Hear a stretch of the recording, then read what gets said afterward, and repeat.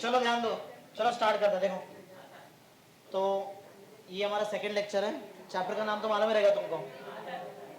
बोलो क्या chapter? Group 13, 14, 15। Start करते हैं फटाफट। एक लेक्चर इसमें और लग गया, फिर खत्म कर देंगे चैप्टर को। स्टार्ट करते हैं। पढ़ो क्वेश्चन, पढ़ो क्या लिखा है। कैटिनेशन देखते हैं। कैटिनेशन पर मेरे ख्याल से तुमने ऑलरेडी पहले पढ़ा है ना, 10th 9th में पहले था ना तुमको कैटिनेशन। जिसको नहीं मालूम है सब लोग ध्यान दो इधर। देखो क्या रहता है कैटिनेशन, क्या है सुनो। अगर कोई एटम खुद के साथ सेल्फ लिंक हो जाए, मतलब एक एटम खुद के साथ ही बॉन्ड बना रहा है, और इससे या तो स्ट्रेट चेन बनेगा, या तो ब्रांच चेन बनेगा, या तो रिंग बनेगा। समझ में आ रहा ना ऐसा? तो ये प्रॉपर्टी को बोलते हैं कैटिनेशन। समझा? मतलब सेल्फ लिंकिंग का प्रॉपर्टी, उसको क्या बोलेंगे हम लोग? कैट। और सेल्फ लिंकिंग से क्या बन सकता है? स्ट्रेट चेन बन सकता है, ब्रांच इन शॉर्ट चेन बनेगा ऐसा, या फिर क्या बनेगा? रिंग बनेगा। क्लियर है? बोलो। ये लिखा है, फर्स्ट पॉइंट पढ़ो। The property of self linking of atom of an element by covalent bond to form chain and ring is called as. Same है, सब लोग ध्यान दे रहे हैं ना? ओके, सेकेंड पॉइंट पढ़ते हैं। ये जो कैटिनेशन, ये डिपेंड किस पे करता है? कैटिनेशन डिपेंड करता है बॉन्ड के स्ट्रेंथ पे। किस पे डिपेंड करेगा? मतलब स्ट्रेंथ ऑफ बॉन्ड पे डिपेंड करेगा। जिसका बॉन्ड का स्ट्रेंथ बहुत ज्यादा, उसमें कैटिनेशन उतना अच्छा रहेगा। क्लियर है? पढ़ो सेकेंड पॉइंट पढ़ो। The catenation tendency of element depends on the strength of bond form. बराबर, यही बताया मैं तुमको। सब लोग ध्यान दे रहे हैं? बराबर। ओके, पॉइंट नंबर 3 में आते हैं। पॉइंट नंबर 3 में देखो, ग्रुप 14 के एलिमेंट सबको याद है? ग्रुप 14 मैंने फर्स्ट इतने ऊपर 13 लिखा था, इधर 14 के नीचे 15। याद है? कार्बन वाला ग्रुप, carbon family, carbon, silicon, germanium, tin, lead. याद है ना? ये सब एलिमेंट में सबसे ज्यादा स्ट्रॉन्ग बॉन्ड बना सकता है कार्बन। कौन बनाएगा? तो बताओ कैटिनेशन कौन दिखाएगा अच्छा? कार्बन। सिंपल है। बाकी लोग भी दिखाएंगे, ऐसा नहीं है, लेकिन उनका उतना अच्छा नहीं रहेगा जितना कार्बन का है। पढ़ते point number 3। Among the group 14 carbon shows greater tendency for catenation because of stronger carbon carbon bond. देखो स्ट्रॉन्ग कार्बन कार्बन बॉन्ड है, इसके लिए कैटिनेशन बहुत अच्छा होने वाला है। कितना स्ट्रॉन्ग है? 348 किलो जूल पर मोल। मतलब एक मोल बॉन्ड ब्रेक, एक मोल का बॉन्ड ब्रेक करने के लिए कितना एनर्जी लगेगा? 348 किलो जूल। समझ में आ रहा है सबको? 3 पॉइंट क्लियर है सबको? फोर्थ पॉइंट देखते हैं। ग्रुप 14 में क्या क्या आता है तुमको सबको मालूम है ना? कार्बन आएगा, सिलिकॉन आएगा, जर्मेनियम आता है, टिन आता है, लेड आता है। बराबर, लेड कैटिनेशन नहीं दिखाता है। और बाकी सबका मैंने ऑर्डर लिखा है। सबसे ज्यादा हाईएस्ट कैटिनेशन कौन दिखाता है? कार्बन। इसके बाद जर्मेनियम और टिन का सेम सेम है। जर्मेनियम और टिन सेम सेम, बराबर ना? और लेड नहीं दिखाएगा। चलो थर्ड, फोर्थ और फिफ्थ पॉइंट दोनों पढ़ेंगे। फोर्थ पढ़ो। The order of catenation of group 14 element is carbon greater than, किससे बताओ? सिलिकॉन। ग्रेटर देन क्या आएगा? जर्मेनियम और इक्वल टू 10। 10 लेड नहीं दिखाता है, लेड। लास्ट पॉइंट, पीबी मतलब लेड होता है। Lead, lead does not shows. हो गया कैटिनेशन। सबको समझ में आ गया कैटिनेशन क्या है? अब पढ़ते हैं नेक्स्ट टॉपिक। पढ़ो क्या है? एलोट्रोपी। एलोट्रोपी क्या है? एक ही एलिमेंट है लेकिन अलग अलग फॉर्म में वो एग्जिस्ट कर रहा है, ये फिनोमिनन को बोलते हैं एलोट्रोपी। और वो जो इंडिविजुअल मेंबर के फॉर्म में वो एग्जिस्ट कर रहा है उसको बोलेंगे एलोट्रोप्स। एग्जांपल से सिखाता हूं।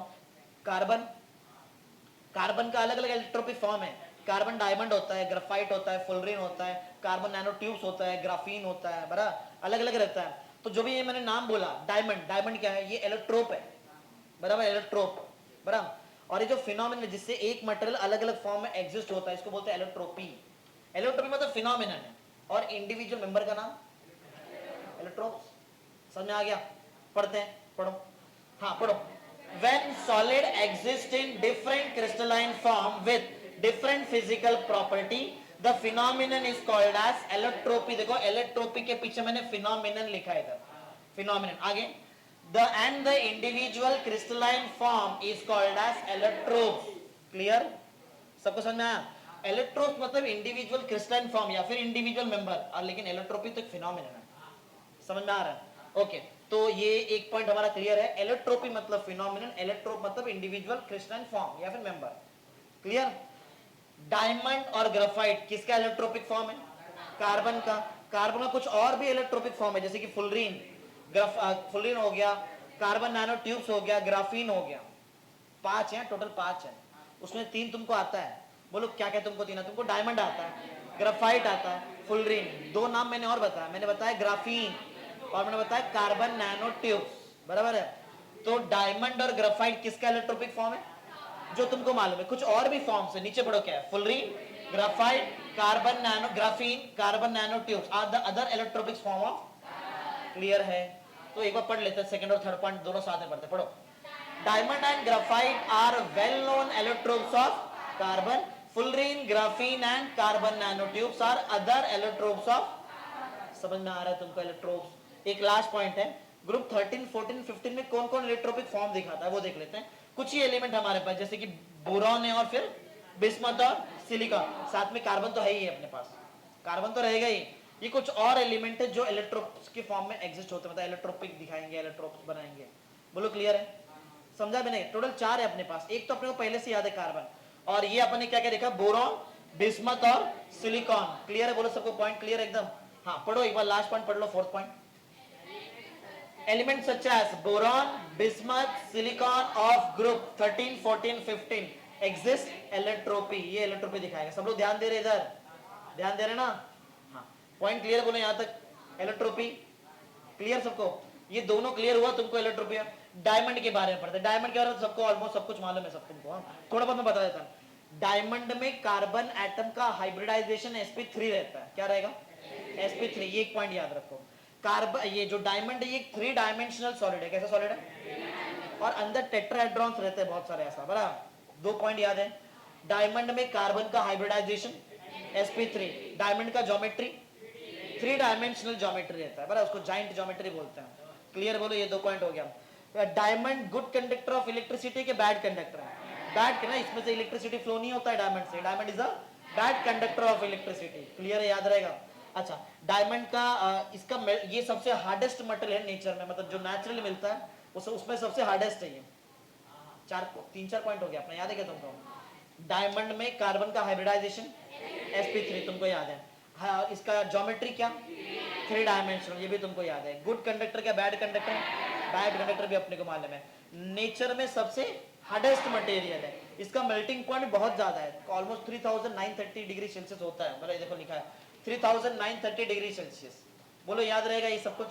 समझा मैंने क्या? मैंने 4-5 पॉइंट तो बता दिया, वही लिखा है वहां पे, और क्या है? पढ़ते हैं फटाफट, चलो पढ़ते हैं। फर्स्ट पॉइंट पढ़ो। In diamond each carbon are linked to 4 other carbon via sp3 hybrid orbital in the. याद है मैंने बताया था कि टेट्राहेड्रल ज्योमेट्री रिपीट होता है 3 डायमेंशन में, बताया था मैंने। Second point, the tetrahedra are linked together forming a 3 dimensional structure involving strong carbon carbon bond. 3 dimensional structure, ये बताया था तुमको दूसरा पॉइंट मैंने। Third point, diamond is the hardest natural substance. ये भी तुमको मालूम है, बोल दिया मैं, एक्सप्लेन कर दिया, खाली अपन पढ़ रहे हैं अभी लास्ट में, बराबर। नेचर में सबसे हार्डेस्ट सब्सटेंस नेचुरली जो मिलता है वो। Next, it has a high melting point about कितना? 3930 डिग्री सेल्सियस। और लास्ट पॉइंट देखते हैं, diamond is a bad conductor of. सब कुछ याद है अपने, की पॉइंट याद है, वो पॉइंट तो खुद से बना देंगे तुम लोग, बराबर है? हो गया। नेक्स्ट पढ़ो क्या लिखा है? यूजेस। ये डायमंड का यूज कहाँ कहाँ होता है वो देखते हैं। डायमंड का यूज, डायमंड का यूज एक तो ज्वेलरी में होता है, एक तो कटिंग में करेंगे, एक तो ड्रिलिंग में यूज करते हैं, ड्रिल में यूज करते हैं, डाई इंडस्ट्री में भी इसका यूज होता है, बराबर है? कलर इंडस्ट्री उधर भी इसका यूज होता है। समझा पॉइंट मैंने क्या क्या बताया? 4 चीज बताया, बताओ मैंने क्या क्या? कटिंग में होता है, ड्रिलिंग में होता है, ज्वेलरी में होता है, और डाई इंडस्ट्री। हो गया, इतना ही। पढ़ो जल्दी, खत्म, पूरा एक साथ पढ़ेंगे। पढ़ो।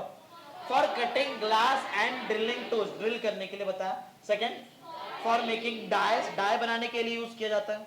और आगे, for drawing a thin wire from metal, metal को पिघला दिया और उसमें से थिन वायर ड्रॉ करने के लिए भी अपन डायमंड का यूज वहां से करते हैं। और एक last, for making jewellery. Simple है ये तो बहुत सिंपल था। नेक्स्ट क्वेश्चन पढ़ो।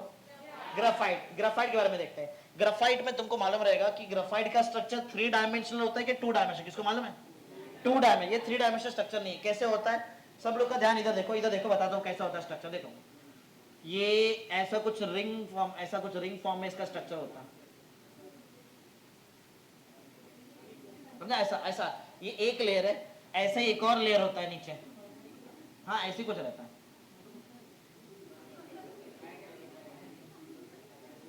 बड़ा ऐसा। सब लोग का ध्यान दो इधर, ये 2 डायमेंशनल स्ट्रक्चर है क्या? 3 डायमेंशनल? 2 डायमेंशनल। ये भी 2 डायमेंशनल है। ये जो ग्राफाइट है ये लेयर फॉर्म में रहता है। किसके फॉर्म में रहता है? और यहाँ पे कार्बन का हाइब्रिडाइजेशन sp2 रहता है। पहले याद है डायमंड में sp3 था, इधर क्या रहेगा? एक पॉइंट तो इधर ही हो गया, उधर sp3 हाइब्रिडेशन और इधर उधर सेकंड पॉइंट था ज्योमेट्री, क्या था बताओ? इधर 2 डायमेंशन ज्योमेट्री, कनेक्टेड पॉइंट बनाते हैं अपन। उधर 3 डायमेंशन, इधर कैसा 2 डायमेंशन पॉइंट। और क्या क्या बताया था? उधर बैड कंडक्टर था, ये गुड कंडक्टर ऑफ इलेक्ट्रिसिटी, तीनों कनेक्टेड पॉइंट हो गया। और क्या हमने वहां पे देखा था? हाँ वो हार्डेस्ट, ये हार्डेस्ट नहीं है, ये उतना हार्डेस्ट नहीं है। इसमें क्या होता है, इसमें जो लेयर होता है ना, लेयर के बीच में सबसे वीकेस्ट फोर्स ऑफ अट्रैक्शन होता है, जिसको बोलते हैं van der Waals force of attraction. ये पहले ही बताया मैंने तुमको, क्योंकि वीकेस्ट फोर्स ऑफ अट्रैक्शन, इसलिए एक लेयर दूसरे लेयर पे ऐसा स्लिप हो सकता है, इसके लिए हम लोग इसको यूज करते हैं एज अ लुब्रिकेंट जैसा यूज कर सकते हैं। समझा पॉइंट में क्या क्या बताया तुमको? क्लियर है? गुड कंडक्टर क्या बैड कंडक्टर? इसमें एक जो कार्बन है, एक कार्बन जरा देखो ये कितना बॉन्ड बना रहा है? 3, 1 2 3, चौथा बॉन्ड बनाया क्या? मतलब चौथा इलेक्ट्रॉन इसके पास फ्री है, बराबर है? ये इलेक्ट्रॉन डीलोकलाइज्ड है, कैसा है? मतलब किधर भी घूमेगा, लोकलाइज मतलब एक जगह पे, डीलोकलाइज कहीं भी घूमते रहेगा। ये इलेक्ट्रॉन है इस कार्बन का, लेकिन ये इलेक्ट्रॉन पूरे लेयर पे घूमेगा, ऐसा किधर भी घूमेगा। इसकी वजह तो इलेक्ट्रॉन फ्लो हो रहा है, तो करंट फ्लो होता है ना, इलेक्ट्रॉन फ्लो हो रहा है ना केस में, तो करंट फ्लो होएगा। पॉइंट क्लियर है? बोलो समझ में आ रहा है? समझा? मैंने 3-4 पॉइंट तुमको बता दिया है, एक बार देखते तुमको याद है कि नहीं। बताओ ग्राफाइट में कार्बन का hybridization sp2 geometry, 2 dimensional layered geometry, layer के फॉर्म में देखो, लेयर है ना, ऐसा नीचे लेयर होता है, तो 2 डायमेंशनल लेयर्ड ज्योमेट्री इसके पास। क्लियर है ये 2 पॉइंट? गुड क्या bad conductor? Good conductor of electricity. बीच में कौन सा force of attraction? Van der Waals force of. इसमें एक कार्बन कितना बॉन्ड बनाता है? 3 बॉन्ड बनाता है। चौथा इलेक्ट्रॉन डीलोकलाइज। इलेक्ट्रॉन डीलोकलाइज तब होता है जब अपने पास रहता है डीलोकलाइज एटॉमिक ऑर्बिटल। अगर ऑर्बिटल डीलोकलाइज तो इलेक्ट्रॉन तो डीलोकलाइज रहेगा ही, ऑर्बिटल में इलेक्ट्रॉन होता है। पॉइंट क्लियर है? बोलो समझ में आ रहा है? क्या दिख रहा है? हेक्सागोन दिख रहा है क्या पेंटागन दिख रहा है? हेक्सागोन है, 6 साइड है, हेक्सागोन मिलेगा तुमको। समझ में? सब बता दिया मैंने, सब कुछ बता दिया, अभी खाली पढ़ेंगे अपन। समझ में आ गया? चलो पढ़ के पॉइंट कनेक्ट करते हैं। पढ़ो पॉइंट पढ़ो। Graphite is composed of a layer of 2-dimensional sheet of carbon atom, each being made up of hexagonal, आ गया हेक्सागोन वाला वर्ड, हेक्सागोनल नेट, नेट समझो नेट जैसा है ना ये, तो हेक्सागोनल नेट। आगे पढ़ो, of sp2 hybridized carbon at carbon bonded to 3। देखो क्लियर बोल रहा है, पहली बात तो कार्बन का हाइब्रिडाइजेशन बता दिया sp2, और एक कार्बन कितना बॉन्ड बना रहा है? 3, और भी 3 नेबर से बना रहा है, बराबर है? आगे बढ़ो, फॉर्मिंग 3 बॉन्ड। ये तो सिंपल था, सब पॉइंट जो मैं बताया वही आ रहा है, कुछ नया चीज नहीं आएगा वहां पे। सेकंड पॉइंट पढ़ते, पढ़ो। The fourth electron in the unhybrid p orbital is shared by of each carbon is shared by all the carbon. इसका मतलब क्या है? वो जो चौथा इलेक्ट्रॉन है वो अनहाइब्रिड ऑर्बिटल में, बराबर? एटॉमिक ऑर्बिटल खुद ही डीलोकलाइज्ड है, तो इलेक्ट्रॉन तो डीलोकलाइज रहेगा। ऐसा सिर्फ एक कार्बन के पास इलेक्ट्रॉन रहेगा, सब ईच कार्बन के पास रहेगा, सबके पास, तो सबका इलेक्ट्रॉन किधर भी घूमेगा, लेयर के ऊपर कहीं भी घूमेगा, किसका भी इलेक्ट्रॉन किसके पास भी चले जाएगा, डीलोकलाइज इलेक्ट्रॉन है। समझ में आ रहा है? ठीक है, कहां तक हो गया? तो 2 हो गया ना हमारा। थर्ड, इसको पाई इलेक्ट्रॉन्स बोलते हैं, बराबर? पाई, क्योंकि नीचे ऐसा था वैन डर वाल्स फोर्स में फोर्थ इलेक्ट्रॉन खाली है। बोलो, this pi electron is delocalized over whole layer, पूरे लेयर पे डीलोकलाइज्ड है, किधर भी घूमते बैठेगा। समझ में आ रहा है? Okay, next fourth, the individual layer is held by weak van der Waals force। ये भी बताया था मैंने कि van der Waals force of attraction होता है 2 लेयर के बीच में। सबको समझ में आ रहा है? बोलो। अरे मैंने पहले पूरा बता दिया था, खाली मैं इधर पढ़ के भी तुमको सुनाया, जो मेरा पॉइंट से एकदम करेक्ट रिलेट कर रहा था, बराबर है? नेक्स्ट टॉपिक पढ़ो, क्या है? फुलरिन। फुलरिन के बारे में पढ़ते हैं। ये फुलरिन बनता कैसे, पहले ये देख लो फुलरिन कैसे बनता है, उसके बाद हम लोग देखते हैं यहाँ पे क्या रहेगा। देखो फुलरिन का, देखो फुलरिन बनाने के लिए सबसे पहले चाहिए इनर्ट कंडीशन, या तो इनर्ट एटमॉस्फेयर, जो एक प्रॉपर डोम शेप के अंदर से आ सकता है, मतलब एक प्रॉपर ग्लास का डोम शेप रहेगा, बराबर? इसमें 2 हम लोग यूज करेंगे ग्राफाइट का रॉड। क्या यूज करेंगे? 2 ग्राफाइट रॉड यूज करेंगे। इससे इलेक्ट्रिक आर्क स्टक करेंगे, बराबर? और यहाँ कार्बन पे, कार्बन मेटल पे अगर हमने इलेक्ट्रिक आर्क को स्टक कर दिया ऐसा, और अंदर इनर्ट कंडीशन प्रोवाइड करने के लिए इनर्ट गैस यूज करना पड़ेगा, या तो हीलियम या तो आर्गोन, दोनों में से एक गैस यूज करेंगे, बराबर? तो इनर्ट कंडीशन मिल रहा है, इलेक्ट्रिक आर्क स्टक हो जा रहा है। अब यहां बनेगा फुलरिन। फुलरिन में C60, ये सिग्निफिकेंट अमाउंट बनता है, मतलब ज्यादा अमाउंट में क्या मिलेगा तुमको? इसके साथ कुछ इसका और भी कुछ एक्स्ट्रा मिलेगा, C50 मिल सकता है, C32 मिल सकता है, अलग अलग है, 50 है, 70 है, 84 है, अलग अलग टाइप के फुलरिन्स मिलते हैं। तुमको समझो बनता कैसे? 2 ग्राफाइट का रॉड है, इलेक्ट्रिक आर्क स्टक हो रहा है, और क्या बन जा रहा है? कार्बन से क्या बन जा रहा है? फुलरिन। फुलरिन में सबसे ज्यादा, फुलरिन C60 को फुलरिन नहीं बोलते, ऐसा नहीं कि सिर्फ C60 ही फुलरिन है, फुल रिंग मतलब क्या है, एक कार्बन दूसरे कार्बन से लिंक्ड है 3 डायमेंशन में, ऐसा बराबर। तो C60 सिग्निफिकेंट अमाउंट में बन रहा है फुल रिंग, ये भी फुल रिंग ही है। C32 भी फुल रिंग है, C50 भी फुल रिंग है, C70 C84 सब फुल रिंग ही है, लेकिन ज्यादा कौन बन रहा है, C60। समझे, सिग्निफिकेंट अमाउंट में। चलो पढ़ते, पहले पढ़ो पॉइंट नंबर 2, बाद में देखते हैं वो first. Fullerene is produced by an electric arc stuck between the graphite electrode in an atmosphere of argon or, अरे वही लिखा था मैं इधर, तुमने ध्यान दिया था क्या, बराबर है ना। हाँ, साथ में तुमको होता है 32 बनेगा, C32 बनता है, C50, C70, C84, ऐसा अलग अलग टाइप के फुलरिन बनेंगे। ज्यादा कौन है, C60। थर्ड पॉइंट पढ़ो, द सूट, सूट मतलब जो बच गया है वहां पे, जो the suit form contain significant amount of C60 fullerene, वहां पे ज्यादा अमाउंट C60 fullerene का है। आगे, and smaller amount of other fullerene like C32, C50, C70, C, बराबर समझ में आ रही है, बता दिया था मैंने तुमको पहले, बराबर। अब हम लोग आते हैं कि फुलरिन का एक्चुअल मतलब क्या है, ये देखते हैं। वो फर्स्ट पॉइंट में उसका मतलब तुमको समझेगा, पढ़ो मतलब पढ़ो। In fullerene carbon atom are linked by definite number of, एक कार्बन अगर डेफिनाइट नंबर ऑफ, जैसे कि एक कार्बन यहाँ पे जो भी रहेगा, मतलब कोई पर्टिकुलर कार्बन इंटर लेंगे 60 कार्बन से ना, अरे आज को जो मिला के टोटल 60 कार्बन है ना, तो डेफिनाइट नंबर में कार्बन, जैसे C50 मिला अपने को डेफिनाइट नंबर, मतलब एक carbon definite number of carbon atom से अटैच्ड, उसको बोलते हैं हम लोग फुलरिन। क्लियर, बोलो क्लियर, समझ में आ रहा है। तो अगर एक कोई एटम, कार्बन एटम कोई definite number of carbon atom से अटैच्ड है तो उसको बोलेंगे फुलरिन। सबसे बेस्ट एग्जांपल है C60, बहुत ज्यादा यूज करते हैं, बड़ा ये ज्यादा यही बनता है C60, याद रहेगा। इसका जो शेप है ये सॉकर बॉल जैसा होता है, किसके जैसा रहता है, सॉकर बॉल मालूम है। उसमें ऐसा कार्बन का पेंटागन रहेगा, कार्बन पेंटागन मिलेगा, ऐसा कार्बन पेंटागन, कार्बन हेक्सागन में मिल सकता है। ये पेंटागन है, पेंटागन, अरे 5 ना, 1 2 3 4 5, ऐसा हेक्सागन भी मिल सकता है तुमको, पूरा बॉल बनेगा, बॉल, सॉकर बॉल। क्या, इसको बकमिनिस्टर फुलरिन भी बोलते हैं, बड़ा 3 नाम मेरे को। एक तो इसका स्ट्रक्चर किससे मैच कर रहा है, सॉकर बॉल। दूसरा इसका नाम है बकमिनिस्टर फुलरिन, इसको बकी बॉल भी बोलते हैं, बड़ा। पढ़ते हैं पॉइंट किधर थे हम लोग, कहा था पॉइंट नंबर 4 पढ़ो। C60 has the shape like soccer ball and buckminster called buckminster fullerene और बकी बॉल बोल सकते हैं। क्लियर है, बोलो समझ में आ रहा है, ध्यान दे रहे हैं सब लोग, ठीक है ओके। तो इसमें क्या तुमको लग रहा है, हेक्सागन है, पेंटागन भी है, तो हेक्सागन कितना है, पेंटागन कितना है, वो भी क्लियर लिखा हुआ है, वो याद रखना पड़ेगा तुमको, कितना हेक्सागन कितना पेंटागन। पढ़ो पढ़ो, it contains 20 hexagonal and 12 pentagonal fused ring of carbon, 20 hexagon ring है और 12 मतलब कम है थोड़ा, पेंटागन कम है और ज्यादा कौन है, याद रखो 12 20 ऐसा याद रखना, याद रहेगा ना। ओके, लास्ट ये पॉइंट बहुत इंपॉर्टेंट है। क्या पढ़े थे हम लोग, फुलरिन ना, फुलरिन जो है वो ग्रुप 1 के एलिमेंट से रिएक्ट करता है, किससे रिएक्ट करेगा, स्पेशली पोटेशियम से रिएक्ट करता है, के से। जो C60 है ये ग्रुप 1 के एलिमेंट मतलब पोटेशियम से रिएक्ट करता है और एक कंपाउंड बनाता है जिसका नाम है K35C60। ये टेक्स्ट बुक में तुम्हारा रॉन्ग दिया है, ये उधर कुछ ना उधर वहां पे गलत कर दिया तुम लोग, लेकिन ये लिखना बरा। कार्बन किससे रिएक्ट कर रहा है, ग्रुप 1 का एलिमेंट है पोटेशियम, उससे रिएक्ट कर रहा है और क्या बना रहा है देखो, K35। ये कंपाउंड बहुत ज्यादा इंपॉर्टेंट कंपाउंड है, ये कंपाउंड एक्ट करता है एज अ सुपर कंडक्टर। कैसे एक्ट करेगा, सुपर कंडक्टर का मतलब मालूम है, जो जीरो रेजिस्टेंस ऑफर करता है in the flow of current. Current flow होने के टाइम पे जो रेजिस्टेंस दिया ही नहीं मटेरियल, वो मटेरियल को बोलते हैं सुपर कंडक्टर, बराबर है। हाँ, तो समझा मैंने क्या क्या बोला है।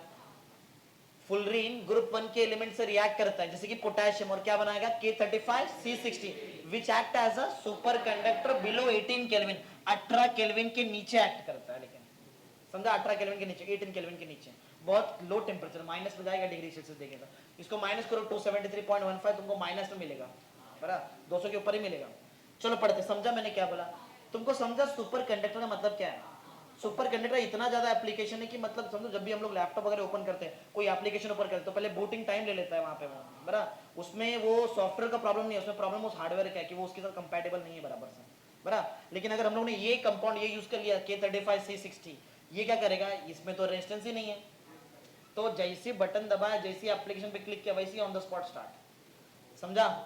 तो इसका यूज है, लेकिन प्रॉब्लम है, देखो प्रॉब्लम बहुत बड़ा प्रॉब्लम है, 18 केल्विन, इसको माइनस करो ना 273.15 से माइनस करो, तुमको मिलेगा डिग्री सेल्सियस में केल्विन, मतलब डिग्री सेल्सियस में टेम्परेचर माइनस में रहेगा एकदम, बहुत नीचे 200 के ऊपर, बराबर ना, बराबर ना, 2 के आसपास 200 250 50 जो भी रहेगा उतने उससे मतलब नहीं है, समझा। इतना लो टेम्परेचर पे नहीं सस्टेन कर सकते हम लोग, वहां डिवाइस कहाँ चलाएंगे फिर हम लोग, वहां पे रहेंगे ही नहीं हम लोग। बोलो क्लियर है पॉइंट, ठीक है। तो आते हैं रिटर्न कहाँ, ये पॉइंट पढ़ते हैं, तुमको याद है मैं जो बताया, पढ़ो पॉइंट पढ़ो। Fullerene reacts with group 1 metal form compounds such as K35 C60 which act as a superconductor below। Clear है, सबको समझा फुलरीन के बारे में।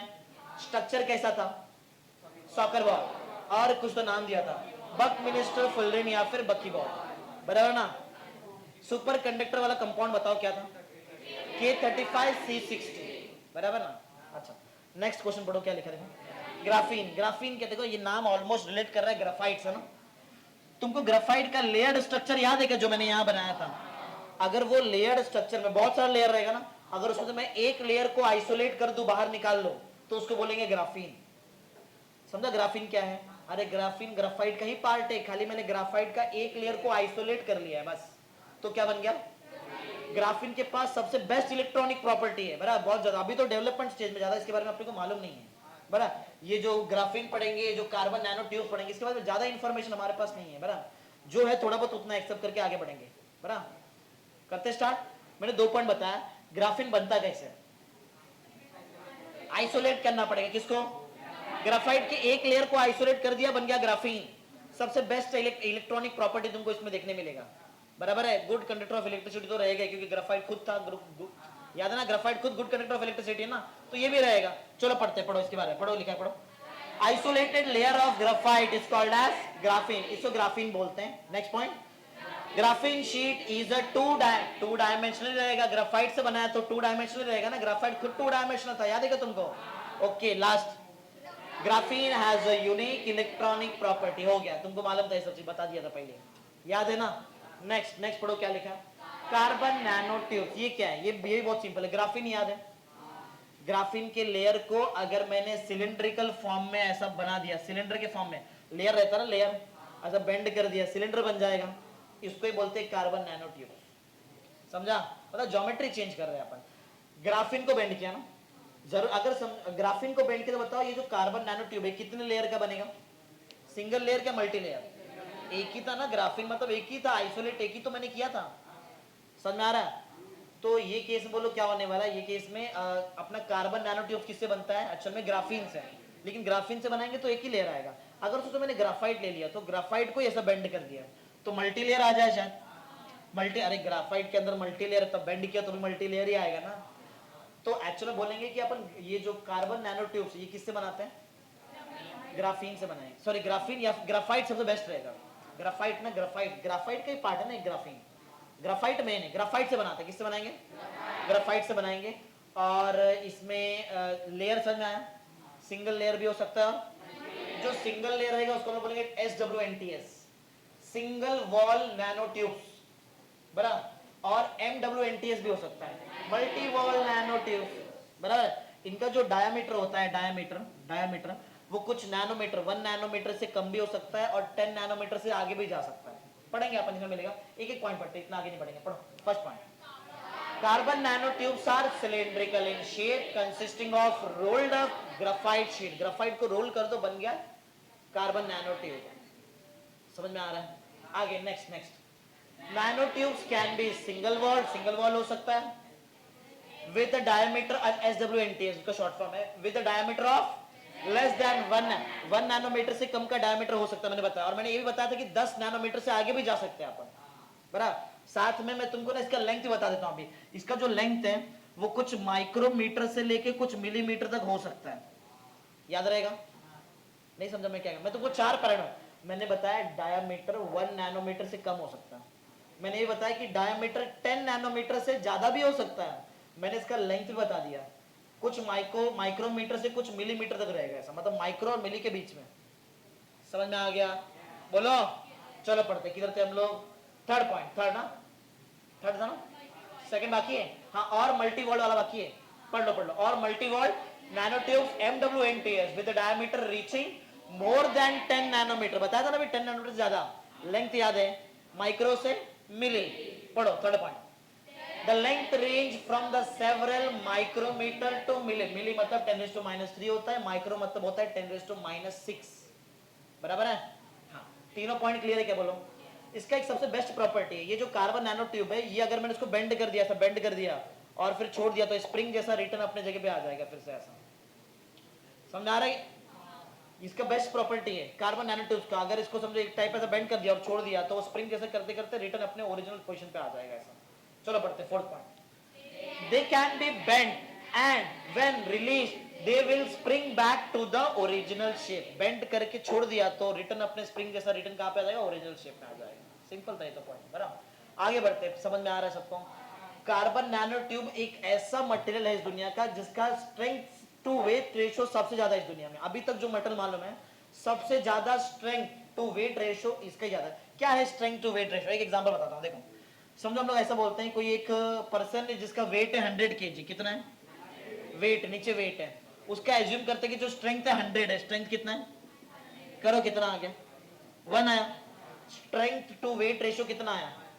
लेकिन इसमें ऐसा नहीं होगा, ये कम है ना, मैंने क्या बोला सबसे ज्यादा स्ट्रेंथ टू वेट रेशियो, वजन 100 है लेकिन कुछ यहाँ पे एक्स्ट्रा 0 है हमारे पास, बराबर, तो स्ट्रेंथ ज्यादा, स्ट्रेंथ टू वेट रेशियो ज्यादा आएगा ना भाई, समझ आ रहा है। तो एक ही मतलब सबसे ज्यादा इस दुनिया में जिसके पास स्ट्रेंथ टू वेट रेशियो है वो कौन है, कार्बन नैनो ट्यूब्स, बराबर है, क्लियर है। इसका मतलब क्या है, वजन मतलब जो वेट है वो कम है कि ज्यादा है, ध्यान से देखो, ऊपर स्ट्रेंथ नीचे वेट, कम है ना, मतलब हल्का रहेगा, लाइटर रहेगा। इसलिए नासा जो है वो ये इस मटेरियल पे बहुत ज्यादा वर्क कर रहा है, वो कार्बन नैनो ट्यूब पे। वो कार्बन नैनो ट्यूब्स को उन लोग मिक्स कर रहे हैं अदर कोई एलिमेंट के साथ और कुछ कंपोजिट एलिमेंट बना रहे हैं जिससे वो लोग बना सके लाइट वेट स्पेसक्राफ्ट। एकदम हल्का जो स्पेसक्राफ्ट रहेगा, लाइट वेट रहेगा तो फ्यूल कम जाएगा, समझ आ रहा है ना, और ज्यादा स्पीड भी अटेंड कर सकता है, जो हल्का रहेगा वही ज्यादा स्पीड अटेंड करता है। पॉइंट क्लियर है बोलो। चलो अब पढ़ते हैं। हाँ, तो हमारा पॉइंट नंबर 5 बाकी और 6 बाकी, 5 और 6 एक साथ पढ़ेंगे, सिखा दिया मैंने दोनों, पढ़ो। Carbon nanotubes have high electrical conductivity and high heat conductivity and highest strength to weight ratio, बताया था मैंने, हाँ ये बताया नहीं कि वो तो रहे इलेक्ट्रिकल कंडक्टिविटी रहेगा ही ना, ग्राफाइट से बनाया उसको तो रहेगा, और हीट कंडक्ट करता है तो इलेक्ट्रिसिटी कंडक्ट करेगा ही, बोलो क्लियर है पॉइंट। लास्ट वाला वो नासा वाला पॉइंट बताया मैंने, वो भी पॉइंट है, पढ़ो। NASA is combining carbon nanotubes with the other material into composites. Those can be used to build lightweight spacecraft. Lightweight spacecraft बनाने के लिए इसका यूज किया जा सकता है, बोलो क्लियर है, इस पे वर्क चल रहा है अभी धीरे धीरे, क्लियर है। नेक्स्ट क्वेश्चन पढ़ो, क्या लिखा है। इलेक्ट्रोप्स, इलेक्ट्रोप्स याद है सबको, कार्बन का 5 इलेक्ट्रोपिक फॉर्म है, वैसे फास्फोरस का 2 इलेक्ट्रोपिक फॉर्म है, एक है व्हाइट येलो फास्फोरस, व्हाइट भी बोल सकते येलो बोल सकते, दोनों बोलेगा मैं तो, व्हाइट येलो फास्फोरस, दूसरा क्या है रेड फास्फोरस। ये 2 इलेक्ट्रोपिक फॉर्म किसका है, फास्फोरस, पढ़ते हैं। वैसे फास्फोरस का बहुत सारा इलेक्ट्रोपिक फॉर्म है, जो मेन 2 है वो यही 2 है। पहला पॉइंट ये पढ़ो, सिर्फ ये पढ़ो, phosphorus is found in many electropic form, the 2 important electropes are white yellow phosphorus और red phosphorus। अब एक हम दोनों का साथ में पढ़ेंगे, बराबर। अब पहले बता दो, ये है व्हाइट येलो फास्फोरस, ये है रेड फास्फोरस, रिपीट हो रहा है, देखो रिपीट यूनिट, बीच में बॉन्ड आ रहा है, कोवेलेंट बॉन्ड, फास्फोरस फास्फोरस के बीच में कोवेलेंट बॉन्ड आ जा रहा है, समझ में आ रहा है। दोनों में से स्ट्रेंथ किसका ज्यादा रहेगा बताओ, बड़ा है ना, पॉलीमर है ये, लंबा चेन है ना मोनोमर का, ये रिपीटिंग यूनिट है, बड़ा, इसको मोनोमर बोल सकते। ये एक ये जो है इसको टेट्राहेड्रल P4 बोलेंगे, टेट्राहेड्रल, 4 हेड है ना, और P4 क्यों 4 बार P है, समझा, क्लियर है। क्या ये डिस्क्रीट यूनिट है, क्या रिपीटिंग यूनिट है, डिस्क्रीट है, अलग है ना, अलग है। पहला पॉइंट तो ये पढ़ो, it contains discrete tetrahedral P4 molecule, इधर भी पढ़ते हैं, इधर डिस्क्रीट है क्या, इधर कंटिन्यू स्ट्रक्चर पॉलीमर बन रहा है पूरा अक्खा एकदम, पढ़ो। Red phosphorus consist of chain of P4 tetrahedra linked together by covalent, बीच में कोवैलेंट बॉन्ड है, बताया था ना तुमको मैंने। अच्छा दूसरा पॉइंट पढ़ते हैं, ये जो है ना व्हाइट येलो फास्फोरस, ये लेस स्टेबल है, कैसा है, अगर लेस स्टेबल है तो ज्यादा रिएक्टिव है, बराबर है। ये उसका उल्टा है, ये मोर स्टेबल तो लेस रिएक्टिव, पढ़ो second point, it is less stable and hence more react, क्यों, क्योंकि एंगुलर स्ट्रेन आता है, स्ट्रेन पढ़ाया था मैंने तुमको, स्ट्रेस स्ट्रेन वो सब, है बिकॉज, क्यों, रीजन पढ़ो क्यों इसलिए अनस्टेबल है ज्यादा, because of angular strain in P4। P4 का जो मॉलिक्यूल है इनमें एंगुलर स्ट्रेन आ जाता है, इसके लिए वो अनस्टेबल है और मोर रिएक्टिव है। इधर ऐसा कुछ नहीं होता है, ये ज्यादा रिएक्टिव और स्टेबल है। पॉइंट मेरे ख्याल से थर्ड वाला पॉइंट पढ़ो, third, it is stable and less reactive. अगर स्टेबल है तो रिएक्टिव रहेगा ही नहीं, समझ में आ गया? ओके, पढ़ो थर्ड पॉइंट, अंधेरे में चमकेगा, व्हाइट येलो फास्फोरस, ये रेड वाला नहीं, रेड वाला नहीं करेगा। Fourth point, it does not glow in dark, उल्टा मैंने बनाया ऐसे कि तुमको याद रख सको तुम लोग उसको ऐसा, बराबर है। एक लास्ट पॉइंट, इट इज, तो ये उल्टा रहेगा, इट इज नॉट पॉइजनस। समझ में आ गया? बोलो क्लियर है? व्हाइट येलो फास्फोरस और इसमें एक में एक टेट्राहेड्रल P4 यूनिट है और इसमें continue repeating tetrahedral P4 unit है। समझ में आ गया? आगे नेक्स्ट, बोरॉन ट्राइक्लोराइड BCl3 का मॉलिक्यूल का स्ट्रक्चर देखते हैं क्या क्या है, बराबर। BCl3 मॉलिक्यूल का स्ट्रक्चर देखते हैं। ओके, थोड़ा डिटेल में बताता हूँ, पहले पढ़ा, अच्छा थोड़ा बताए दो, पहले से डिटेल में बता देता हूँ। देखो तो शेप देखो कैसा है, ट्राइंगुलर है, टेट्राहेड्रल कैसा है? ट्राइंगल ना, ट्राइंगल, ट्राइंगल बन रहा है, ट्राइंगल बन रहा है ना, ट्राइंगुलर शेप है, बराबर। बॉन्ड एंगल देखो कितने का, CL का CL का बॉन्ड एंगल 1, अरे CL का बॉन्ड एंगल, ये पूछा था। 2-3 पॉइंट ऐसा है, देखते और क्या करेगा, पढ़ते चलो, पढ़ो। बोरॉन ट्राइक्लोराइड इज अ, ये कोवैलेंट कंपाउंड, आयनिक नहीं है, कोवैलेंट है, बराबर। कोवैलेंट कंपाउंड है, म्यूचुअल शेयरिंग ऑफ इलेक्ट्रॉन से बना हुआ कंपाउंड रहेगा।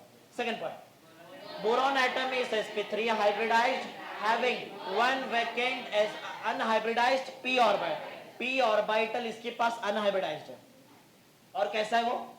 वैकेंट भी है, खाली भी है, और ये पॉइंट पे याद रखो, अनहाइब्रिडाइज्ड वैकेंट, एक वैकेंट अनहाइब्रिडाइज्ड p ऑर्बिटल है इसके पास, एक ही है, और वो भी कैसा है? अनहाइब्रिडाइज्ड। और कौन सा ऑर्बिटल? p। बाकी जो ऑर्बिटल है वो हाइब्रिडाइज्ड है, sp3 हाइब्रिडेशन वहां पे आ रहा है। कौन सा हाइब्रिडेशन? पढ़ लो, पढ़ लिया ना मेरे ख्याल से, ये पॉइंट पढ़ लिया अपन। ओके, थर्ड पॉइंट में आते हैं, boron trichloride has incomplete orbit. इसका तो प्रूफ है अपने पास, ये बॉन्ड में कितना इलेक्ट्रॉन, कितना हो गया? 4। ये कितना रहता है क्या? Incomplete octet. ये पढ़ा ना अपने, ऑक्टेट रूल का फेलियर में भी आया था उधर, ये बराबर है। आगे next, last molecule, last point, boron trichloride is a non polar triangular, triangular बताया था मैं तुमको, नॉन पोलर मतलब पोलैरिटी नहीं है, ये न्यूट्रल कंपाउंड है, नॉन पोलर कंपाउंड है। समझ में आ गया? आगे बढ़ते हैं, नेक्स्ट पढ़ो क्या लिखा है। AlCl3 मतलब एल्यूमिनियम, इसके बारे में थोड़ा सा पढ़ लेते हैं। इसमें कैसा ऑलमोस्ट प्रॉपर्टी मैच करेगा, थोड़ा बहुत मैच करेगा, क्योंकि ट्राइक्लोराइड है, इधर भी ट्राइक्लोराइड मिल रहा है अपने को, दोनों Cl3 थोड़ा बहुत तो मैच करेगा ही करेगा। पहला हाइब्रिडेशन जरूरी नहीं कि मैच करो, ऊपर कौन सा हाइब्रिडेशन था? इधर sp2 रहेगा, उधर sp3 और इधर, चलो पढ़ते, पढ़ो। Aluminium atom in AlCl3 is sp2 hybridized with one vacant unhybrid, same, ये तो सेम है, एक वैकेंट अनहाइब्रिड p ऑर्बिटल ऊपर भी था, इधर भी है। सबको समझ में आ रहा है? बोलो क्लियर है? आगे जरा ध्यान से देखो, इतना पार्ट मत देखो, ये दिख रहा है, इतना पार्ट मत देखो, इतना पार्ट मत देखो, सिर्फ इसके ऊपर देखो, कितना Al, मैं बोला इसके ऊपर देखो, इतना इतना, एक ही Al है, कितना Cl है? इसके ऊपर देखो, 3 है ना, ये AlCl3 है, इधर भी एक AlCl3 है, डाइमर है, पॉलीमर होता है, अरे पॉलीमर तो मेनी, दो ही तो है, तो डाइमर बोलेंगे ना इसको अपन। समझ में आ रहा है क्या बोला? इसमें होता क्या है, इसमें क्लोरीन के पास एक लोन पेयर होता है, क्लोरीन के पास लोन पेयर बचता है, वो क्या करता है, वो जो एल्यूमिनियम इसके पास जो है ना d ऑर्बिटल जो बचा रहेगा, d ऑर्बिटल 3d वाला ऑर्बिटल, उसके साथ ओवरलैप हो जाता है। इसके लिए मैंने यहाँ पे एरो दिखाया, ये कोई बॉन्ड नहीं है, ये ओवरलैपिंग हो रहा है। ये ओवरलैपिंग बताओ किसका किसका ओवरलैपिंग है? क्लोरीन का क्या है? लोन पेयर है। एल्यूमिनियम का कौन सा ऑर्बिटल है? d, वो भी लिखा है क्लियर, 3d ऑर्बिटल। सेम इधर देखो, इधर ऐसा मत समझो एल्यूमिनियम ने 4 बॉन्ड बना, एल्यूमिनियम 4 बॉन्ड नहीं बना रहा है, एल्यूमिनियम सिर्फ 3 ही बॉन्ड बना रहा है। इधर तो क्लोरीन का लोन पेयर ओवरलैप हो गया एल्यूमिनियम के 3d ऑर्बिटल से। समझ में आ रहा है? चलो आप पढ़ते पॉइंट नंबर 2, AlCl3 exist as a dimer, मतलब Al2Cl6, अरे AlCl3 का डबल Al2Cl6 ना। हाँ आगे, formed by overlapping of vacant 3d orbital of aluminium with the lone pair electron of chlorine, ये तो पहले बता दिया था मैं तुमको। अरे पहले बताया ना वो एरो का मतलब क्या है, एरो का मतलब है क्लोरीन का लोन पेयर क्या हो रहा है, ओवरलैप हो रहा है एल्यूमिनियम के 3d ऑर्बिटल पे, तो वो एरो बना है वहां पे, हो गया AlCl3। समझ में आ गया? नेक्स्ट पढ़ो क्या लिखा है, ऑर्थोबोरिक एसिड या फिर बोरिक एसिड। फॉर्मूला बहुत सिंपल है, सी नहीं है वो, ब्रैकेट है वो, ब्रैकेट H3BO3 बराबर क्या रहेगा, H3 दिख रहा है तुमको, BO3 भी दिख रहा है, क्लियर है ना? मतलब एक्चुअल में जो बोरॉन है वो ट्राई हाइड्रोक्साइड के फॉर्म में इधर एग्जिस्ट कर रहा है, तीन तीन OH है ना, हाइड्रोक्साइड ट्राई हाइड्रोक्साइड। बराबर एक एक पॉइंट पढ़ते, एक एक सिखाता हूं, पढ़ो first point, orthoboric acid has central boron atom bound to 3 OH group, वो तो क्लियर दिख रहा है अपने को ऊपर, सेंटर में बोरॉन है और तीन तीन OH है, क्लियर है? आगे बढ़ते, इसमें क्या रहता है इसका, क्या इसके पास ट्राइगोनल प्लानर ज्योमेट्री है? अरे ट्रायंगुलर दिख रहा है, और ट्रायंगल अगर एक प्लेन में आता है उसको बोलते हैं ट्राइगोनल प्लेनार, याद रहेगा? हाँ तो पढ़ते, चलो पढ़ो। The solid H3BO3 has a layered crystal structure in which trigonal planar BOH3, अरे BOH3 H3BO3 और ये तीनों सेम है, एक B है, तीन तीन OH है, बराबर है ना? Units are joint together by height, इसका बोलने का मतलब है इधर एक BOH3 है ना, ऐसा बाजू में भी BOH3 रहेगा, उसका B और इसका OH के बीच में कौन सा बॉन्ड, हाइड्रोजन बॉन्ड। ये अरे लेयर आता है तो बॉन्ड रहना चाहिए कुछ ना कुछ, याद है ग्राफाइट में कोई एक फोर्स ऑफ अट्रैक्शन था, कौन सा, रैंडम, वैसे ये भी लेयर है तो इधर भी आएगा ना, इधर कौन सा है बताओ, इधर इधर हाइड्रोजन बॉन्ड है, समझ रहे हैं? अरे बना के दिखाओ कि समझ में आ गया, एक BOH थ्राइस के बाजू में BOH थ्राइस दूसरा रहेगा, उसका B और इसका OH के बीच में कौन सा बॉन्ड, हाइड्रोजन बॉन्ड, सिंपल, समझ में आ रहा है? लास्ट टॉपिक पढ़ो क्या लिखा है, डाइबोरेन, बड़ा डाइबोरेन बहुत इंपॉर्टेंट कंपाउंड है, बहुत ज्यादा लिखा है इसके बारे में, देखते फटाफट पढ़ के खत्म कर देंगे इसको, चलो फटाफट ध्यान से एकदम पढ़ेंगे, चलो पढ़ो, एक फर्स्ट पॉइंट पढ़ो जल्दी ध्यान से पढ़ो, in diborane each boron atom is sp3 hybridize, जैसे पहले था ना इधर भी sp3 था, बराबर है, और इसके पास यहाँ पे वन वैकेंट अनहाइब्रिड ऑर्बिटल भी था, याद है क्या? हाँ उधर वैसा कुछ नहीं रहेगा, उधर कुछ अलग है, उधर हाइब्रिड वैकेंट ऑर्बिटल मिलेगा तुमको, अनहाइब्रिड नहीं मिलेगा, पढ़ो। 3 of such hybrid orbitals are half filled, तीन ऑर्बिटल हाफ फील्ड है, तीन हाफ फील्ड है, ध्यान दो, और जो चौथा sp3 का हाइब्रिड ऑर्बिटल है वो वैकेंट है, चार sp, अरे s में एक ही ऑर्बिटल होता है, p3 में तीन रहेगा, तो अगर मिला दूं तो ये जो बनेगा हाइब्रिड ऑर्बिटल इसमें चार रहेगा ना, तो sp3 का कितना ऑर्बिटल है, चार है, चार में से जो तीन है ना वो हाफ फील्ड है और चौथा वैकेंट है, यही तो बता रहा है। चलो पढ़ते, पढ़ो, ये कहा थे हम लोग, सेकंड पॉइंट ना, सेकंड पॉइंट एक बार फिर से 3 of such hybrid orbitals are half filled and the fourth sp3 hybrid orbital being खाली है, चौथा वाला खाली है, तो बताओ बॉन्ड कितना बनाएगा, तीन, तीन है ना, तीन खाली है, हाँ ओवरलैपिंग से चौथा बन सकता है लेकिन ठीक है, चलो तीन तो मेन क्लियर दिख रहा है मेरे को, तीन बॉन्ड क्लियर है, तीन ही बरा, यहाँ पे ऐसा आके पेयरिंग होएगा और बॉन्ड बन जाएगा, बराबर है। चलो पढ़ते, देखो ध्यान देना, ये पॉइंट थोड़ा सा डिफिकल्ट है समझने के लिए, ध्यान दो तो मत समझ में आएगा, डायग्राम बताता हूँ, डायग्राम एक्सप्लेन करूंगा तुमको, चलो क्या पहले डायग्राम में एक्सप्लेन करता हूँ, सुनो, बीच में बोरॉन है, इसने क्या किया, देखो ये sp3 का हाइब्रिड ऑर्बिटल था ना, ये सब sp3 का हाइब्रिड ऑर्बिटल है, इधर एक ही इलेक्ट्रॉन था, दूसरा इलेक्ट्रॉन मिल रहा है H से, हाइड्रोजन आएगा ना सामने, हाइड्रोजन अपना s ऑर्बिटल लेके आता है, 1s ऑर्बिटल हाइड्रोजन के पास, अरे हाइड्रोजन का 1s ऑर्बिटल sp3 के साथ ओवरलैप हो जाएगा, तो इधर B और H का एक सिंगल बॉन्ड बन जाएगा, समझ में आ रहा है, बोलो। सेम दूसरा sp3 जो हाफ फील्ड ऑर्बिटल था, उसमें जो दूसरा इलेक्ट्रॉन आया है वो भी 1s ने लेके आया, मतलब हाइड्रोजन का 1s इधर दूसरा बॉन्ड बन गया, देखो हाइड्रोजन दो बॉन्ड बना रहा है, समझ आ रहा है, बनाना कितना चाहिए, तीन, तीसरा भी है, तीसरा भी है, ये समझो दो कैसे बन रहा है, जो तीसरा बॉन्ड है ना बोरॉन का, देखो ये दो बॉन्ड समझा क्या बताओ, ऐसे ही सेम बोरॉन इधर भी दो बॉन्ड बना रहा है, देखो यही सेम, देखो सॉलिड लाइन, देखो सॉलिड लाइन पे ध्यान दो, सॉलिड लाइन, तो ये जो चार हाइड्रोजन मिला मेरे को टर्मिनल में और सेंटर में दो बोरॉन दो इलेक्ट्रॉन के साथ जो मिला, क्या ये एक प्लेन में रेड कलर का, देखो रेड कलर का एक प्लेन, उसमें बीच में दो बोरॉन है, इधर दो हाइड्रोजन इधर दो हाइड्रोजन, समझ आ रहा है, लेकिन ये बोरॉन का तीसरा बॉन्ड बाकी है, वो बोरॉन का भी तीसरा बॉन्ड बाकी है, बराबर। तो ये अपना तीसरा बॉन्ड क्या करता है, ये तीसरा बॉन्ड को ऊपर बनाएगा, ऐसा प्लेन ऐसा है ना, तीसरा बॉन्ड इसका हाइड्रोजन किधर रहेगा, ऊपर, और ये जो बोरॉन है इसका जो तीसरा बॉन्ड है वो नीचे रहेगा, ऐसा ऊपर और नीचे ऐसा, और प्लेन है। समझ में आ रहा है, समझ में आ गया डायग्राम, अब पढ़ते समझ में आएगा, पढ़ो। द टू हाफ, देखो दो हाफ फील्ड था ना यहाँ पे, तीन था, तीन में से दो की बात कर रहे हैं, तीसरा तो ऊपर और नीचे बॉन्ड बनता है। हाँ, the two half field sp3 hybrid orbital of each boron atom overlap with the oneness orbital of 2h atom and form 4BH3। अरे इधर BH BH दो हो गया, दो इधर भी तो है, दो बॉन्ड की बात हो रही है यहाँ पे, क्लियर है। 4 BH बॉन्ड बन गया अभी आगे बढ़ते हैं। नेक्स्ट फोर्थ पॉइंट, ऊपर और नीचे वाला बॉन्ड बाकी है, 4 हाइड्रोजन और 2 बोरॉन एक ही प्लेन में, एक ऊपर आएगा एक नीचे आएगा बॉन्ड H के साथ, वो पढ़ो fourth point.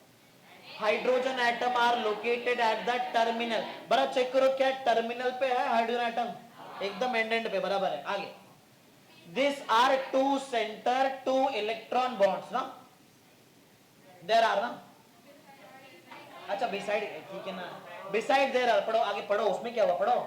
Beside there are two centre two electron, दो सेंटर है, दो इलेक्ट्रॉन का बॉन्ड है, बराबर। Beside there are two centre two electron bonds where oneness orbital of each of the remaining 2H two hydrogen atom simultaneously overlap with the half-filled hybrid orbital of one boron atom, and ये तुमको याद है एक जो है वो तो खाली रह गया था हमारे पास, एक खाली है, and the vacant hybrid orbital of the other boron atom, दो।